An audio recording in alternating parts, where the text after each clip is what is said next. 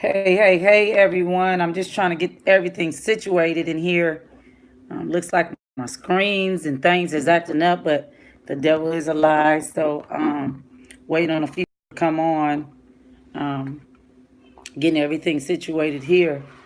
Um, just glad to have this channel. Waiting on a few people to come on live here. And hold on one second, you all. I think I'm back live. You're live. Okay. And my screen, you all, is kind of messed up. I don't know what's been happening with my phone. We were talking about kids. So my kids situated on here. Okay. Just give me the normal screen. Okay, so we are live and on here. I'm just waiting for a few more people to come on. Been on here a minute. People are texting me now trying to find the link, things of that nature. So anyway, as the people are coming on, they're trying to text me and find links, but I can't respond to all of that. Anyway, okay. Hey, Kiara. Hey, darling. Yeah, people are trying to text and call me, trying to get in. So anyway, this is our first parenting one-on-one live. Yeah, they're still calling and texting, but I'm not going to answer that. This is the first parenting one-on-one live, and I'm just excited about what we will be talking about. This is going to be something for those of you that may not know who I am. My name is, I don't know. Hold on one second, you guys, because I'm trying to clear my screen. I don't know why it's looking like that. Oh, there. That's better. Yeah, that's better. Okay, let me just have my phone. Okay, that's better. So anyway, for those of you who may not know me, I am Tahira Johnson, the wife of Jeremiah Johnson and the mother, well, Pastor Jeremiah Johnson, and the mother of six. I have a 20-year-old, Essence Holloman, a 18, a 16-year-old, Alexis Holloman, and then 15 years later, I have a, uh 2-year-old, twins, two, and a 1-year-old, and a 3-year-old. So I have my hands full. I literally, hold on, you guys, I'm trying to make the screen a little better here because I literally, 15 years later, started over. And with that being said, um, within 5 years of a church, and then had 3 more kids, and got married and have now 3 stepchildren. So I have a total of 9. So just going through life and trying to get acclimated with that, and dealing with just trying to get through having children and having the big, huge age gap that I was dealing with. I had to figure out how to cater to from the age of 20 all the way down to the age of 2 and still try to keep a good balance for myself. So I am the mother of 6 and now the mother of 9. 6 that I had, but the mother of 9. And so really had to figure out a way to come up with a way to try to balance life out. So with that being said, with all that's going with my own teenage children, and then again dealing with the young children, I felt that there was a need to really speak to the issues of parenting. And with that being said, parenting teenage children in this day and time, it's definitely different from when I grew up, and even when my parents were growing up. So today's lesson and topic is, again, it's all going to be on parenting 101, but I'm going to take different topics and also have some actual factual topics we're going to talk about, and have some people come on and have some of my children come on so that we can deal with the have. This merely, I wanted to do this because it's very important to have great relationships with your children, and not on the level of them understanding, not on the level of them thinking that they're your friends, but them understanding that we can be friends, but understanding also that I'm the parent and you having respect for that, but also respecting them as being the child. And I also, again, think this is very important because I do now have two children who are grown, and understanding even how to deal with grown children when speaking with them, not talking at them, but talking to them, and understanding and trying to figure out, where they are. So I want to first start with, again, 6 children of my, I have 3 stepchildren, so I have a total of 9. So this is kind of what prompted this. I've been in prayer about it, and prompted this topic, and really giving insight and having conversation about the needs and issues of our young teens, and try to bridge the gap. All right. Hey, about 3 things here. I just wanted to give you an introduction as to what prompted this and why I feel that there's a need to talk about, again, bridging the gap, about our youth. And again, with this, I think the time is great now, because with the new R. Kelly thing that's coming out, it's not really new. We kind of knew and been hearing about it with him over years, but the abuse that he received, and then just knowing others my age and younger that have received the same type of abuse, molestation, things of that nature, and it could be happening right in your home, in an intimate setting, right under your nose, and you have no idea what's going on. And so, this also prompted that. This also prompted me to do this because I want to create a platform for them to be able to speak, and us to talk about, how as parents we have to be approachable. The Bible talks about in Ephesians, children, obey your parents in the Lord, for this is right. And we tend to always go to that scripture quickly, immediately, when we're dealing with children. But it also says in that passage to not provoke your kids. So, we also have to take responsibility, things that we have done in the examples that we have been in front of our own children. So anyway, first thing I want to tackle is us as parents managing our time.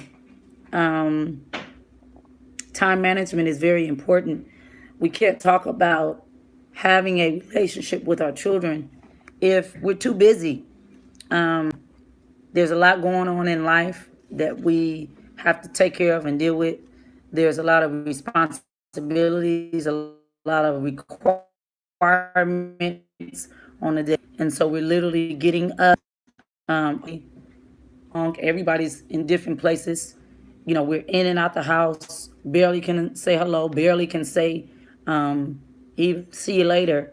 And we're just from sun up to sundown, Monday through Friday, and then on Saturdays, maybe spending a little time. And then for those that go to church on Sundays, we're there all day. So I want to merely speak to the first issue I see: relationships, children, and creating family relationships, creating the space and time where we can talk to our kids. Is we have to slow down. We have to make time for them.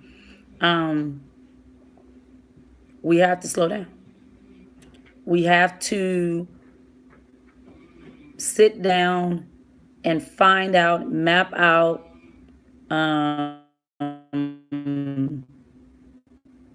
a way for us to schedule doing also some intentional moments where we can spend time with our.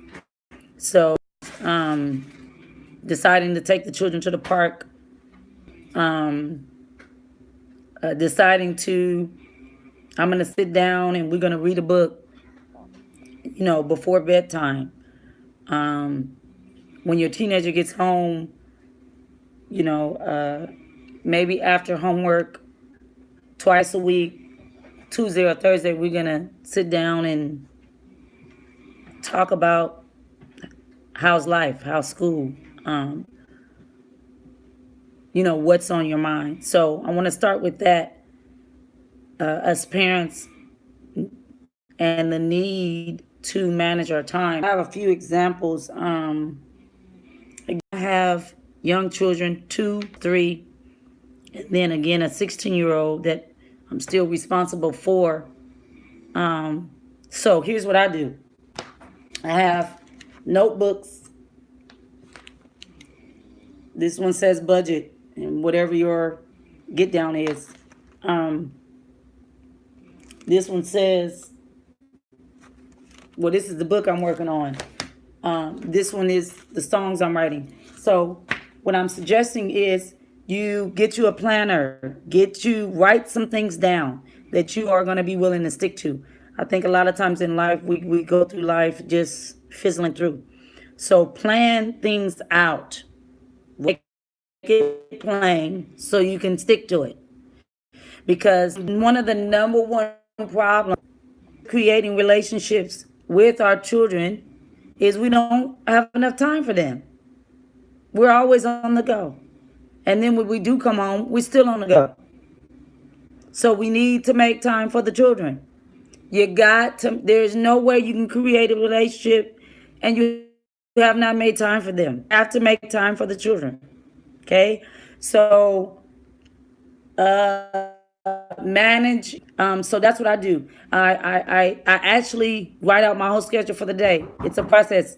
Get up in the morning, go through my day, whether it is I'm dealing with the children. When I get up in the morning, there is a process every day. Get them up, put them in the tub. While I'm putting them in the tub, I'm in the kitchen preparing breakfast. While I'm preparing, you have to manage your time well. There's not enough time in the day to do everything that we need to do. So you have to manage your, okay? I know that may seem like that has nothing to do with creating a relationship for your children, but it does. The consistency of you spending time with them is very important. Very, very important. They need you to be consistent. Consistent with whatever you create. Whatever your consistency is going to be with them. If they go to the movies, they need to consistently go to the movies with you. They need to understand that, hey, mommy and daddy, if it's a single parent household mom or a single parent household dad, he or she wants to make time for me. Yes, they need to understand that they're important, because what they will do is they will look for other entities. They will look for other outlets. They will look for other people to talk to. So the whole idea of you creating a relationship is comfortable talk to you. Comfortable about coming to talk, available. They go through a process. I've talked. They go through they are trying to figure your life out based on theirs, but because it's just based on their perspective. So here, and I'm trying to explain something to mom or dad, and they never have time. Then when I really need to come to them about something that's very important, the first thing I'm gonna think of is they don't have time. So it doesn't matter if they're comfortable or not. They're thinking, my parents don't have time for me. So I'm already that space for them, because the person that they talk to might not be a person that you really approve of. And so then we've got wrong advice being given. And so we can't get upset that they're not talking to us if we don't create time for them to talk to us. And when they get ready to talk to us, that we don't talk at them. We listen and then we respond. My own children have told me that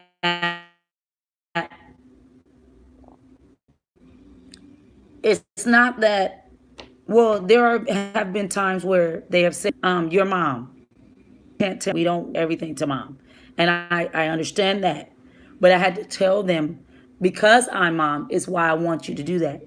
Because mom is going to be the one that doesn't judge you. Mom is going to be the one that's transparent.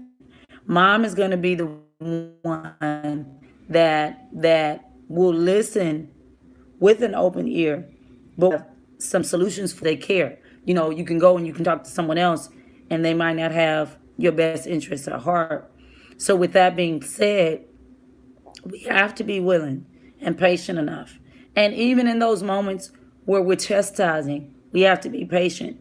One time, I think it was DJ. He had did something, and I think before I knew it, I kind of reared at him, and I remember going completely assuming and just going all the way in. And at the end, I remember him telling me, Mom, that's what's wrong with African American families. We're so quick to go off and correct, when if we just take time to pause to listen to the root of the problem. And he said that to me, and it resonated with me, because for years I had just been talking at them and not talking to them. And I know I'm not the only one, because he even noticed that this is an African American issue. And I'm not making it a race thing, because all across the board we are these same issues, and we're trying to figure out, how to solve this problem. It's bigger than me. And so when he to me, it opened my eyes and ears to say, wait a minute. There's some rooted issues that even our own children deal with, that they could be living right in the home with you that you never know anything about. Some children will never tell you. Some children you ask, they tell you, and then some children you ask and they don't tell you. And you have to be willing to study and watch body language, and things like that. Which brings me to my second point. Make time. Again, make time. Figure out a schedule that you can spend time with your children and your grown children. Find, they're grown, in the 30-day period, find 2 days out the month where you guys set aside time to spend time. Because although they're grown, you still want to create that relationship. And I think that's what merely speaks to the problem now of the gap that we have. Somewhere along the lines, we stopped talking. Somewhere along the lines, we, as parents, stopped talking to the children, and now other people are talking to them. And then we're wondering why there's a greater influence on the outside, rather than when you talk to your children, them listening to you versus outside influences. So, which brings me to my next point. Years ago, I read a book about love language, and it merely was speaking to the language in which we speak through our actions. A lot of relationships mess up because of lack of communication. Really, that's kind of the number one issue, is lack of communication. And getting down to the root of whatever the issue is. So when I'm talking about love language, I'm talking about the language in which we speak in front of, over, as the will be the love language that they speak. So, or even whether it's love, the whatever language they speak through their actions will be as a result of the atmosphere and soil they were grown in. You will say, we can't use how we grew up as an excuse. That's true.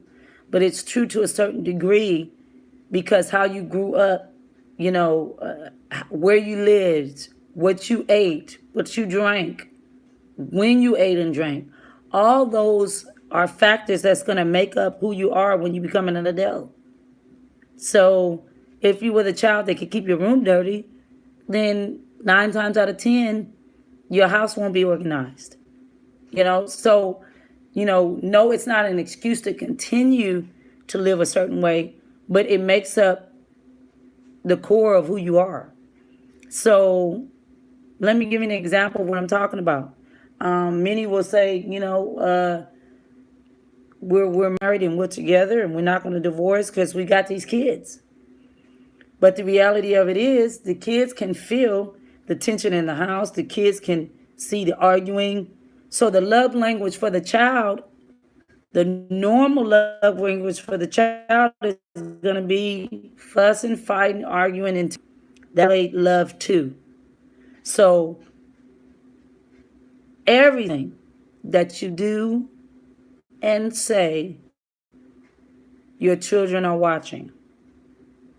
Everything. So how you want your children to treat you, vice versa, or even treating others in relationships is gonna be 50% based on what and the example that you make for them. There are so many households, husband and wife are together, and there's so much tension in the home because the husband and wife are deciding to stay together for the children, but there's so much tension that it creates chaos rather than peace. So the love language that the children now have is chaos rather than peace. So whatever soil, whatever atmosphere that something is grown in, that's what's going to represent. That's what it's going to reflect. So now we're wondering why the teenager who's over 21 decides, I don't want to deal with my parents. I don't want to deal with, I don't want to have nothing. But what soil were they grown in? What examples did we give them? Or we have the teenager who their language is completely bitter. They have no desire to get advice from their parents. They have no desire to create a good relationship of youth, young children, turn 18 to do with their parents. But as I'm observing and just watching, and even have dealt with it myself, have went through moments where my own child didn't want to deal with me. And I had to just take a step back and really realize, wait a minute here. Let's go back and find out what is it. And when I went back and I talked to my oldest daughter, she didn't want to deal with me. It's just that she felt I didn't understand her. So if you feel like I don't understand you, then there's no need to talk to you because it's going to go in one ear and out the other and you're still not going to get me. So when dealing with the love language and how we love on our children, it's very important, people. How you talk to your children is very important. Don't belittle them. I'll never tell you. Don't call them stupid. Don't call them stupid. My girlfriend has turned the kids against me. Any advice? Um, are you be more detailed? So your girlfriend turned your kids against you? Are they stepchildren? Because there's different perspectives. So can you be a little bit more detailed? And by the way, if anybody has any questions, again, I have been married. I'm on my second marriage. I've been married.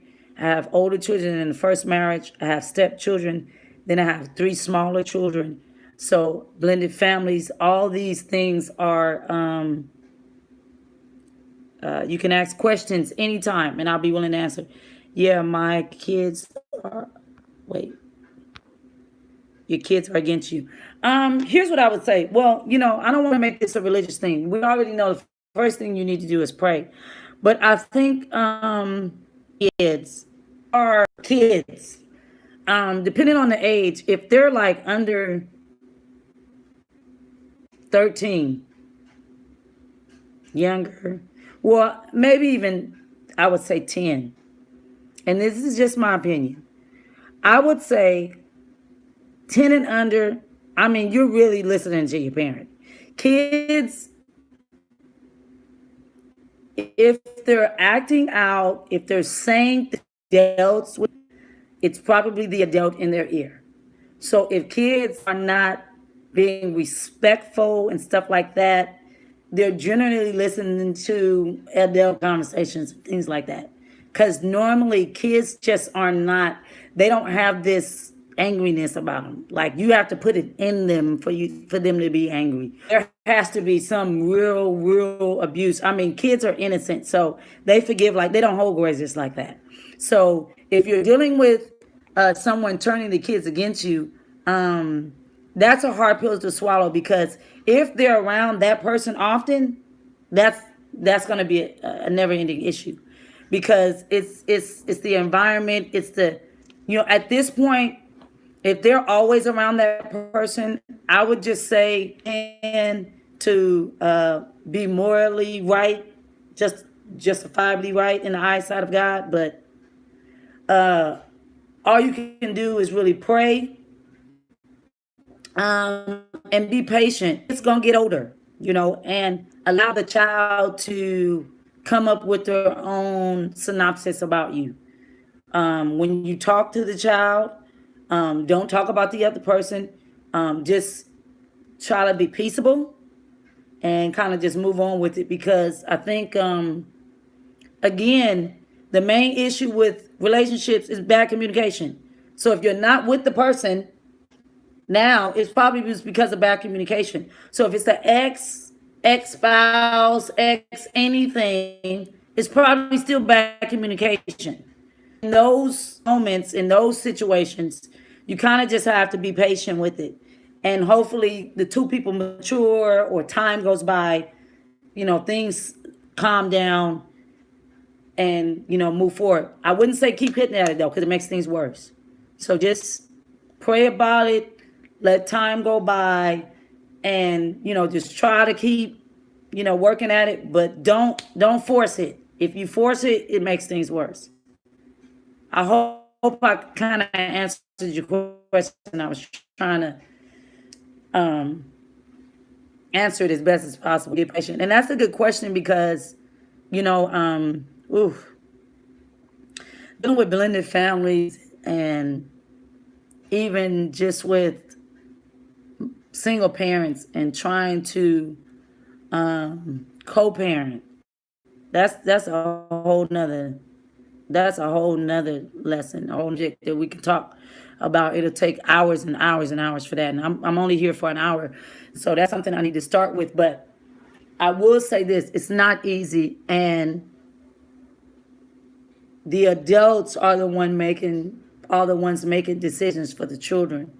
So when you have adults making decisions for the children, if the adults don't set the emotional part of it, that they're to the side, the children are the ones that are affected by it.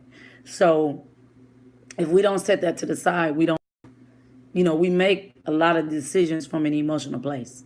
So I think the best advice that I can give for blended families is be patient.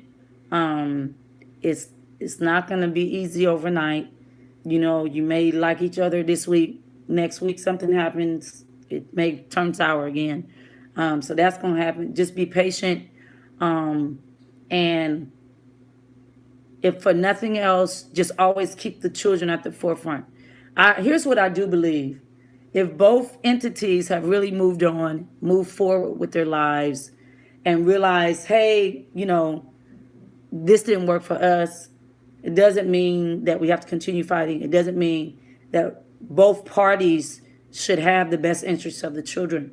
So if you guys don't, if the both parties can't come together for nothing else, they should be able to come together for the best interests of the children. So I think with blended families, with people coming together in that instance, I think the main thing is if the two parties, three parties, four parties, whoever's involved, can put their self to the side and say what is best for the children and come together based on that, I think it shouldn't be a problem with working.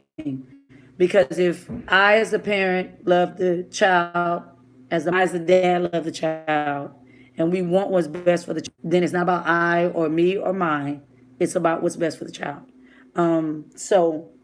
But even with that, going back to the question of what's best for the child, I think the parents kind of take that a little overboard and take advantage of, well, I can make the decision. So it's a very sticky situation. It's about people being mature and just deciding that, I'm going to be the bigger person. So, but it takes time. It doesn't happen overnight. Anybody that tell you it does, they're lying. It's hard enough for a husband and wife to come together and compromise time, space, things like that. So when you're dealing with more people, it's even harder. So anyway, but anyway, going back to the love language. So it's very important for your kids to see love from their parents. It's very important for them to grow up in an atmosphere and soil of love. Okay? Very, very important. That plays a big part. If they grow up with a bunch of arguing, fussing, fighting, that's what they're going to be doing when they grow up. It's going to be because it's going to be normal. So it's just like my mom bought Best Foods mayonnaise. She didn't buy Miracle Whip. So I like Best Foods mayonnaise. I didn't like Miracle Whip. So it's one of those things. So you want to always understand any soil, anything that your kids see, hear, all that's going to be based on what you're taking them around. All that's going to be based on who they've been around, okay? So their love language, how they communicate, that's all I'm saying.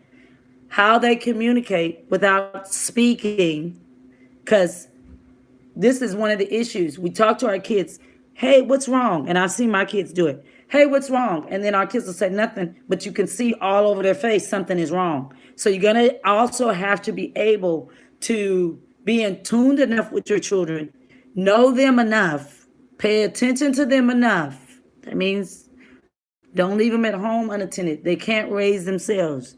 The phone can't raise them. The TV can't raise them. The internet can't raise them. You have to make time to spend with your children. But their love language, how they communicate with others, how they communicate, period, even in their own mind, is all going to be based on you, what you've taught them, the soil they've been grown in. So just remember that. It's all going to be based on you, okay? So just understand the relationship that you want to have, make sure that you respect them enough for them to have that relationship with you. Oftentimes we say, well, I'm grown, so you feel like you can talk to them any kind of way. And yes, as the mother, yeah, they can't do much about it, but they remember those things when they get older. Trust me, they do. If you talk down to them, if you tell them all the things that they can't do, these things they remember. Which brings me to my next point. If you want with your children. Don't talk at them. Talk to them and be a listening ear for them. I can't say this enough. Let's start with the first half. Don't talk at them. Talk to them. They speak, you speak. Speak, you speak. So instead of, you would, as soon as they say, you ask them, what did you do at school? They say, no, you lying. They can't even get it out. We don't even give them a chance to get it out. And that's just being honest, because we're so upset. And that brings, don't deal with the kids when you're upset. Your emotions will have you saying and responding the wrong way. And you don't want to do that. You don't want to create that. You don't want to respond the wrong way. So if you're upset or if they've gotten in trouble at school, take all that time all day to calm down. And if you're still not calm, don't deal with it until you're calm. So you got to calm down with it. Because I guarantee you'll deal with it and respond the wrong way. And what happens is they don't even get it out of what happened before you're telling them they're lying, before you're telling them it doesn't add up, before you're saying, well, I talked to your teacher. And that's another thing. Don't believe everything the teacher has said. I went up to these schools. Some of these teachers be right and some of them be wrong. Some of them are in business and some of them do the children wrong. You don't have all good teachers out there. So you can't be so quick. And that's another thing about them coming to talk to you about other things, like things happening. If you're just going to always tell them that they're lying or that they're wrong all the time. So I'm trying to tell you, create the space for them to come and talk to you about anything. It's important. You got young teenage girls on the internet and now young boys meeting people on the internet. Before you know it, someone's at your door when you're not there and your child is gone off with somebody. We got missing kids all around. You need to talk to them. You need to find out. I mean, I have an older daughter. She doesn't even live with me. And I try to make it a point to call her twice a week. And I fuss at her when she doesn't call me twice a week. Text them. You need to know what's going on, who they're dealing with, who they're hanging out with. You need to be so busy that we don't know what's going on with the children. So let them talk to you. Listen. You'll be surprised. You'll find out it could be surprised. A lot of the molestation and stuff happens when they're young. Because a lot of people molest when they're old enough to get molested. People like to do that, like to take advantage of children when they're not old enough to understand what's really going on. So they're walking around angry and upset and bitter and mad, and we're just barking at them. And their only outlet is going to be the weed that they want to smoke. When their only outlet is going to be, okay, I'm just going to just get drunk and cry myself to sleep, and then I'm going to wake up and act as if nothing's wrong. This is the world we live in, and this is the peer pressure that our teenagers are having. Yes, and we need to talk about the sexuality of the kids. We need things. I have classmates at school. They're going to school and they're dressing up as they're men, dressing up as women. And one of the kids killed themselves over it. It was so much peer pressure at school. And I'm like, where's the parent? And not to, I'm not going into if I have an opinion about that. That's solely up to the person and what they feel is right for them. They have a God that they have to deal with, whatever their religion is, that's on them. But I'm thinking about where's the parent that should have advised the child. It's probably not a good idea to go dress like that because young people don't understand. Young kids are not going to be very understanding. So I would advise my child, if I'm going to be so liberal to let them do it, that's probably not a good idea to wear at the school, because you're going to be picked on, you're going to be bullied. So we as the parents, we've been silent. It's time for us to speak up. We got to talk to the kids. If you can't talk to your kids, because a lot of times, by the time they're 15, 16, they've already gotten their heads, okay, I can't talk to mom. I can't. Sometimes by the time, find somebody for them to talk to. Find somebody that they can talk to, that you don't have to worry about them touching on them. Find somebody that they can feel comfortable with, that they can talk to, that you don't have to worry about them being judged. Have a godmother, a godfather, somebody. But it's time to start talking to your own children. Don't talk to them when they're already in a pickle. We want to fight when they already got to the end point, or we want to have to pull them out of the whatever they're in after they've already been what they've been in. So talk to them before they. I tell my kids all the time, listen, if you got a problem, come to me early on. You need a bill paid, come early. When it's already at the end and I got one day to pay it to help you with the issue. No. Talk to your children, and especially your teenage children. And especially if you have teenage girls, talk to the girls. If the fathers have teenage boys, talk to your children. You need to know what's going on in their heads. You need to know who they're dealing with. I mean, this R. Kelly thing, it's ludicrous. And it's not a laughing matter. And it's sad that in our African American community, it happens. Church, it happens a lot. Kids get touched on.